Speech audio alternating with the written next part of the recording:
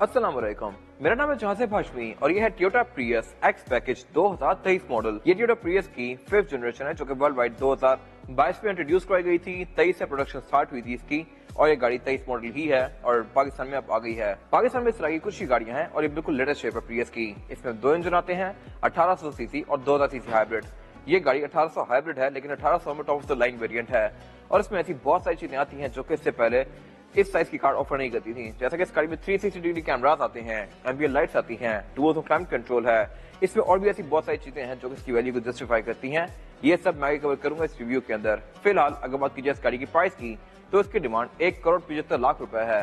ये गाड़ी cycle motorsport के पास अवेलेबल है और अगर आपने इसके बारे में कोई इन्फॉर्मेशन लेनी है तो आप इस दिए गए नंबर पे कॉल कर सकते हैं या फिर आप साइकिल मोटरस्पोर्ट को विजिट कर सकते हैं जो कि रावलपिंडी में DH2 के गेट 1 के ऑपोजिट लोकेटेड है। साइकिल मोटर्स की इसके अलावा एक और ब्रांच भी है जो कि रावलपिंडी में मरी रोड पे लोकेटेड है। इन दोनों ब्रांचेस पे गाड़ियों की बाइंग एंड सेलिंग के साथ साथ गाड़ियों के काम भी किए जाते हैं जैसे कि tints, wrap, ceramic coating, PPF, graphene coating और यहाँ पे गाड़ियां फेसलिफ्ट भी की जाती हैं और इसके अलावा यहाँ पे फिर एक पेंट बूथ भी अवेलेबल है।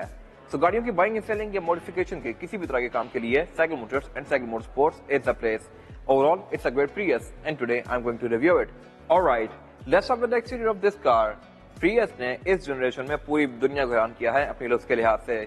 Prius हमेशा से एक बोरिंग अंकलों वाली कार रही है जो कि फ्यूल सेव करने के लिए होती है या फिर मोस्टली एक कंट्रीज में टैक्सी चलती है क्योंकि डेफिनेटली गाड़ी फ्यूल बहुत बचाती है और इनका डिजाइन भी हमेशा ऐसे ही अंकल वाला ही रहा है। इससे पहले जो Prius आती थी वो कॉकरोच शेप थी और उसमें फिर एक प्राइम वर्जन आता था जो कि लुक्स के लिहाज से कंपैरेटिवली थोड़ा सा बेहतर था और उससे पहले जो Prius आती थी वो Prius भी काफी बोरिंग सी थी। बट ये कार लुक्स के लिहाज से बहुत एग्रेसिव है, स्पेशली अपनी हेडलाइट और टेल लाइट्स की वजह से। हेडलाइट इस गाड़ी में काफी स्लीक सी हैं और ये बिल्कुल पॉइंटी हैं। इसमें काफी बड़ी DRL कंटिन्यू करती है सी शेप में जो कि इसकी हेडलाइट की लुक को बहुत बेहतर बना रही है। इसमें जो हेडलाइट का प्रोजेक्शन लैंप दिया गया है वो नीचे है और बड़ा मिनिमलिस्टिक सा है। ये अगर ऑन ना हो तो आपको नजर भी नहीं आएगा। इसी में ही हाई और लो दोनों दिए गए हैं बट स्टिल अगर ये ऑफ हो तो इस गाड़ी की लुक बहुत जबरदस्त आती है दिन में। खैर इसके अलावा इसमें नीचे एक इंडिकेटर भी दिया गया है और फीचर भी गाड़ी बहुत डिसेंट ऑफर करती है। इस तरह से कि इसमें फ्रंट और बैक के तो पार्किंग सेंसर्स आते ही हैं लेकिन इस गाड़ी में फ्रंट पे कैमरा भी आता है। ये गाड़ी आपको 360 डिग्री व्यू देती है जो कि मैं कवर करूंगा अभी। फिलहाल अगर हम फ्रंट की ही बात करें तो यहाँ पे रेक्टल लाइट्स भी काफी स्ट्रॉन्ग दी गई हैं जो कि फेंडर से बम्पर से कंटिन्यू करती हैं। तो यहाँ पे फ्रंट ग्रिल्स जो है ये भी काफी मिनिमलिस्टिक सी हैं। इसके अलावा वाइपर इस गाड़ी में नॉर्मल से दिए गए हैं और ऊपर यहाँ पे इसका रडार का सेंसर दिया गया है। ये गाड़ी डेफिनेटली रडार भी ऑफर करती है। इसके अलावा यहाँ पे एक हिडन क्वर्क दिया गया है जो कि शायद आप शुरू में नोटिस ना करें लेकिन अगर आप डेली बेस पे अपनी गाड़ी को साफ करना शुरू करेंगे तो आप बहुत सारी चीजें डिस्कवर करेंगे जैसा कि इसके रडार के नीचे यहाँ पे छोटी सी प्रियस बनी हुई है। इसी तरह अगर मैं बैक पे जाऊंगा तो वहां भी हिडन क्वर्क है, इंटीरियर भी काफी सारे हैं। ये सब मैं आगे कवर करूंगा अभी। फिलहाल अगर बात की जाए इस गाड़ी की लुक्स की तो यहाँ पे इस गाड़ी के पूरे नंबर हैं और ये इस गाड़ी की एब्सोल्यूट साइड प्रोफाइल। साइज के लिहाज से प्रियस एक C7 की सेडान है और इसका कंपटीशन होंडा इनसाइड बनती है बट स्टिल ये गाड़ी अब लुक्स के लिहाज से मेरे ख्याल से सबसे बहुत बाहर है। इसके अलावा हाइट में ये गाड़ी कंपैरेटिवली सब गाड़ियों से नीचे है।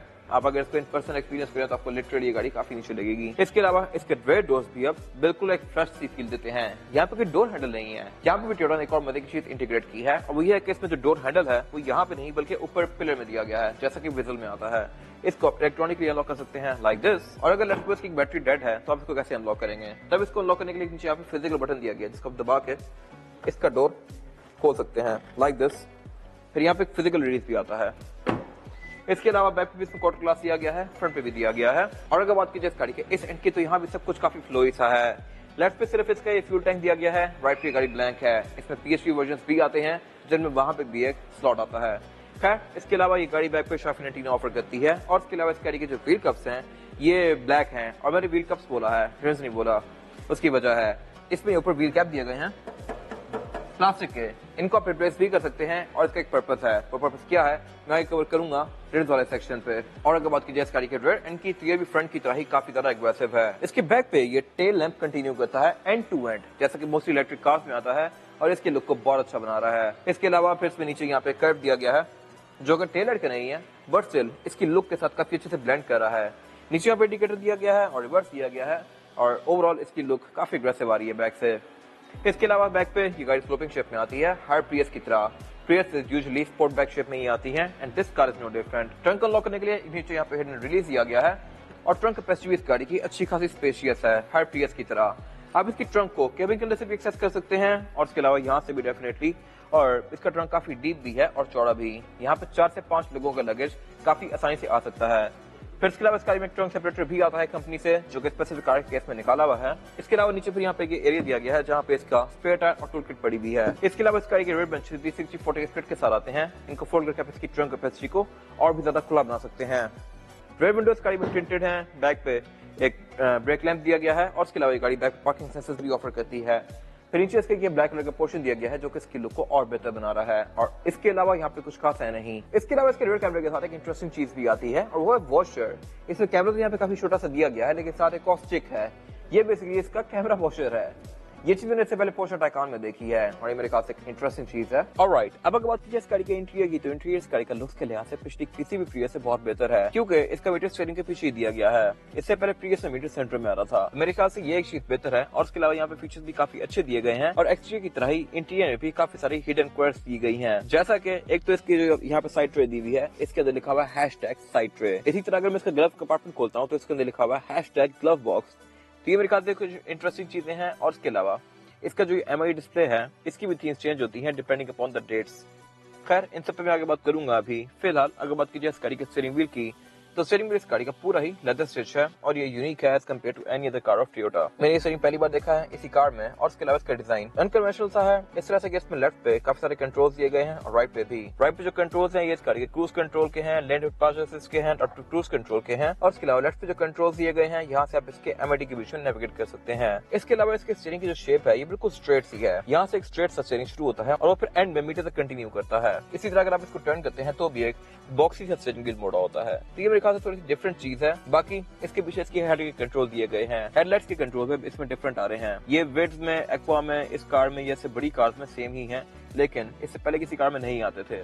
अगर आपने इसकी डीआरएल ऑन करनी है तो आपको एक दफा नीचे करके छोड़ देंगे तो ये वापस आ जाएगा ऑटो पे और फिर इसकी डीआरएल ऑन हो जाएगी। हेडलाइट्स को ऑन करना है तो भी सेम प्रोसीजर है, आप नीचे करेंगे तो इसकी हेडलाइट्स ऑन हो जाएंगी, लेकिन ये वापस अपनी जगह पे आ जाता है। इसके अलावा वाइपर इसमें नॉर्मल से ही दिए गए हैं। और अगर बात कीजिए इस गाड़ी के मीटर की, तो मीटर इस गाड़ी का लुक के लिहाज से मेरे ख्याल से थोड़ा सा वियर्ड है, क्योंकि एक तो ये काफी पीछे करके दिया हुआ है और इसके अलावा स्टीयरिंग इसके बीच में एक हर्डल बनता है। अब अगर मैंने स्टीयरिंग की सेटिंग बनाई हुई है जो कि मेरे लिहाज से बेस्ट है, तो इसमें स्टीयरिंग व्हील मेरे मीटर का व्यू ब्लॉक कर रहा है। अब मुझे मीटर प्रॉपर नजर नहीं आ रहा, मीटर को मैं या यूं देखूंगा या फिर पीछे होकर देखूंगा, तो मेरे ख्याल से एक चीज वियर्ड है। और इसके अलावा इस मीटर की हाउसिंग काफी बड़ी है, लेकिन सेंटर में स्क्रीन काफी छोटी सी है। नॉनदलेस ये फीचर्स के लिहाज से काफी इक्विप्ड है, लेकिन अगर ये थोड़ा सा ज्यादा चौड़ा होता तो बेहतर था। जितना इस गाड़ी में मीटर है, यूजुअली इस साइज की एमआईडी स्क्रीन आती है गाड़ियों के अंदर और फिर उनमें स्पीडोमीटर, आरपीएम अलग से साइड पे दिए होते हैं।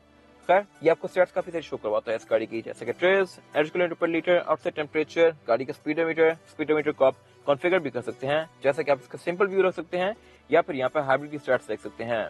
तो इसमें कस्टमाइजेशन भी आती है। फिर इसके अलावा ये गाड़ी यहाँ पे land departure assist, adaptive cruise control, parking sensors, इसके अलावा बीएसएम वगैरह सारे फीचर्स को आप यहाँ से ऑन या ऑफ कर सकते हैं। इसके अलावा इसके मीटर की हाउसिंग के पीछे एक ब्लैंक एरिया दिया गया है। इसके बड़े वर्जन के अंदर यहाँ पे हेड्स अप डिस्प्ले भी ऑफर होता है, इस गाड़ी में नहीं है। और इसके अलावा इस गाड़ी का डैशबोर्ड भी बहुत सारे डिफरेंट लेयर्स के अंदर है। इसके डैशबोर्ड को देख के आपको सिविक रिबॉन वाली फील आएगी। वही साइड पे ट्वीटर्स दिए गए हैं और फिर सेंटर में काफी सारी डिफरेंट फ्रिल्स दी गई हैं जो कि इसकी लुक को बहुत बेहतर बना रही हैं। डैशबोर्ड के सेंटर में यहाँ पे सबवूफर भी दिया गया है और इसके अलावा फिर उससे पीछे इसकी मल्टीमीडिया स्क्रीन दी गई है। मल्टीमीडिया स्क्रीन भी इस गाड़ी में काफी बड़ी आती है, लेकिन इसकी हाउसिंग उससे भी बहुत ज्यादा बड़ी है। ये फ्लोटिंग शेप में है, यानी कि डैशबोर्ड से अलग निकली हुई है ऊपर। और उसके अलावा इसके सेंटर में स्क्रीन काफी छोटी सी दी हुई है। इसके बॉर्डर्स काफी थिक हैं और बॉर्डर्स के बाद बाहर फ्रेम भी काफी थिक है। आई गेस फेसलिफ्ट के बाद टोयोटा यहाँ पे बड़ी स्क्रीन दे देगा। नॉनदलेस फीचर्स के लिहाज से ये स्क्रीन काफी इक्विप्ड है। यह तो पूरी जापानीज में, लेकिन आप इसके अगर डिफरेंट फीचर्स पर टैप करेंगे तो आपको विद टाइम आइडिया होता जाएगा कौन सा फीचर क्या करता है। यहाँ पे गाड़ी आपको इसके ट्रिप्स, एवरेज किलोमीटर पर लीटर, आउटसाइड टेम्परेचर, गाड़ी की स्टैट्स शो करवाती है। अगेन यहाँ से फीचर्स वगैरह इसके ऑन या ऑफ कर सकते हैं और क्लाइमेट कंट्रोल की स्टैट्स भी आपको यहीं पे शो होती हैं। फिर इसके अलावा ये गाड़ी Android Auto, Apple CarPlay, Bluetooth, aux, navigation, इस तरह की सारी चीजें ऑफर करती है। फिर स्क्रीन से नीचे यहाँ पे प्रीवियस की बैजिंग दी गई है, 4 इवेंट्स दिए गए हैं और इवेंट्स के नीचे इसकी एम्बिएंट लाइट दी गई है। ये एम्बिएंट लाइट ड्राइवर के राइट साइड पे भी कंटिन्यू करती है और एम्बिएंट लाइट से नीचे फिर सिल्वर कलर का एक एरिया कंटिन्यू किया गया है जिसमें कार्बन फाइबर टाइप का पैटर्न दिया गया है जो कि इसके लुक को बेहतर बना रहा है। इसके अलावा इन एलिमेंट्स के साथ यहाँ पे इसका पोस्ट स्टार्ट दिया गया है। पोस्ट स्टार्ट के साथ इसका 360 डिग्री व्यू का बटन दिया गया है। ये गाड़ी आपको 360 डिग्री व्यू भी देती है और इसको आप डिफरेंट मोड्स के बीच में यहाँ से स्विच कर सकते हैं, लाइक दिस। बेशक वो टॉप डाउन हो या फिर नॉर्मल व्यू हो साइड्स का। उससे नीचे पे क्लाइमेट कंट्रोल दिया गया है। क्लाइमेट कंट्रोल ये गाड़ी सिंगल जोन ही ऑफर करती है। इसके बड़े ट्रिम्स में मेरे ख्याल से ये डुअल जोन भी आता होगा। और फिर उसके अलावा इसमें फ्रंट दोनों सीट्स भी हीटेड आती हैं। ये अगेन मेरे ख्याल से एक अच्छी चीज है। इससे नीचे फिर यहाँ पे इसके 2 C2C पोर्ट्स दिए गए हैं। यहाँ से आप इसका मीडिया भी प्ले कर सकते हैं और फोन भी चार्ज कर सकते हैं। और फिर यहाँ पे एक और पावर आउटलेट दिया गया है। नीचे फिर एक यहाँ पे ट्रे दी गई है जिसको आप रिमूव करके नीचे से हिडन कंपार्टमेंट एक्सेस कर सकते हैं। और इसके अंदर भी लिखा हुआ है #हिडन कंपार्टमेंट। ये मेरे ख्याल से कुछ इंटरेस्टिंग चीजें हैं जो कि आप अपनी ऑनरशिप के बीच में एक्सपीरियंस करेंगे। इसको उठाकर आप यहाँ पे सामान छुपा सकते हैं। खैर, उसके ऊपर ये एक ट्रे दी गई है। इसके बड़े वन जिसमें आई गेस यहाँ पे वायरलेस चार्जर भी आता होगा। फिर इसके अलावा पीछे 2 कप होल्डर्स दिए गए हैं और इसका गियर लीवर दिया गया है। इसमें गियर सिलेक्शन जो है वो है PRND और B की।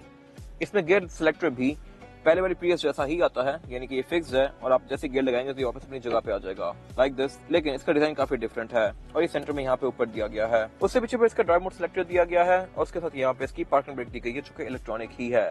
फिर साथ यहाँ पे ट्रैक्शन कंट्रोल दिया गया है, ईवी मोड का बटन दिया गया है और एक साइड ट्रे दी गई है। उससे पीछे इसका सेंटर कंसोल दिया गया है जो कि स्पेस के लिहाज से अच्छा खासा स्पेशियस है।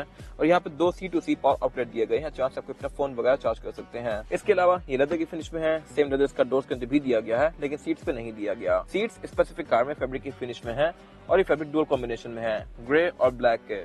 इसके बीच में पाइपिंग कंटिन्यू करती है। और इसके अलावा अगर बात करिए इस गाड़ी के डोर्स की तो ये भी काफी मैसिव हैं, पूरी कार की तरह। इनमें मटेरियल्स अच्छे यूज किए गए हैं। इस पे काफी सारा लेदर दिया गया है, आर्मरेस्ट पे भी और डोर्स में भी। और इसके अलावा इस गाड़ी में सारी ही विंडोज सिंगल टैप पर ही आती हैं, यानी कि मैं इनको सिंगल टैप से फुली रोल डाउन या रोल अप कर सकता हूँ लाइक दिस।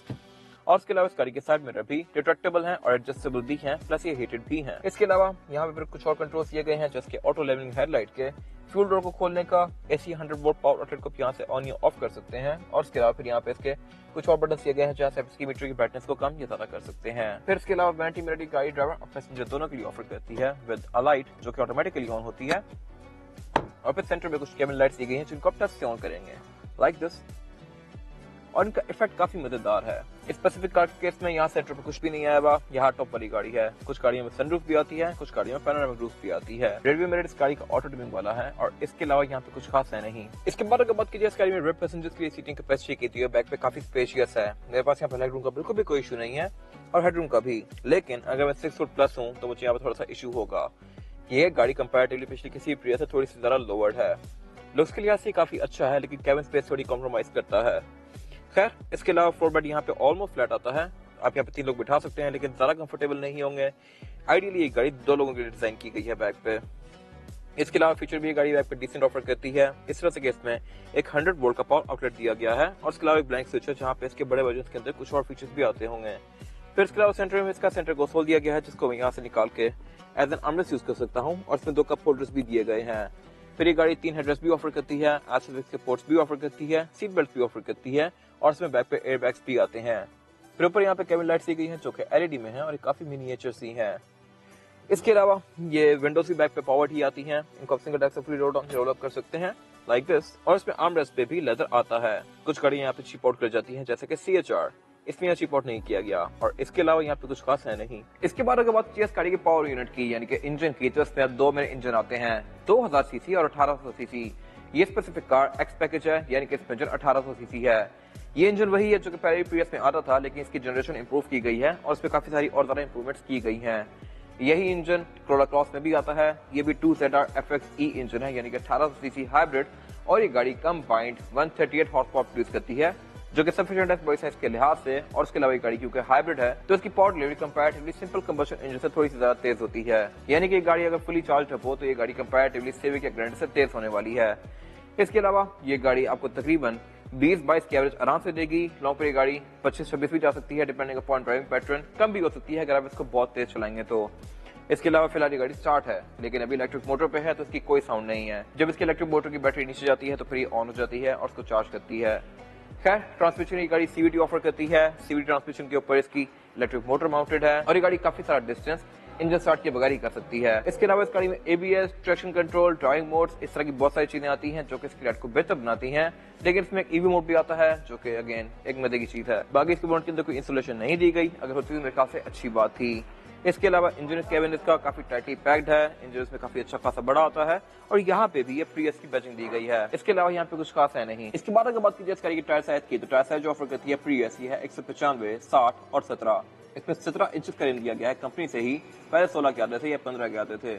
और इसके अलावा इसके ऊपर ये व्हील कैप है। इस व्हील कैप का पर्पस यह है कि एक तो आप इसको चेंज कर सकते हैं, अगर एक्सीडेंट होता है या टूट जाता है तो आप इस पर लेके नया लगा सकते हैं, और इसके अलावा आप इसका डिजाइन भी चेंज कर सकते हैं। फिर इसका एक फंक्शनल पर्पस भी है, और वो ये है कि इसकी स्पोक्स के अंदर हवा कम से कम जाए। ये गाड़ियां बेसिकली हाइब्रिड हैं और में एवरेज ही सब कुछ होता है, तो इसके रिम में जितनी कम हवा जाएगी उतना ही कम ड्रैग बनेगा, जितना कम ड्रैग बनेगा उतनी बेहतर एवरेज आएगी। तो इसके लिए इसकी स्पोक्स को कवर किया गया है।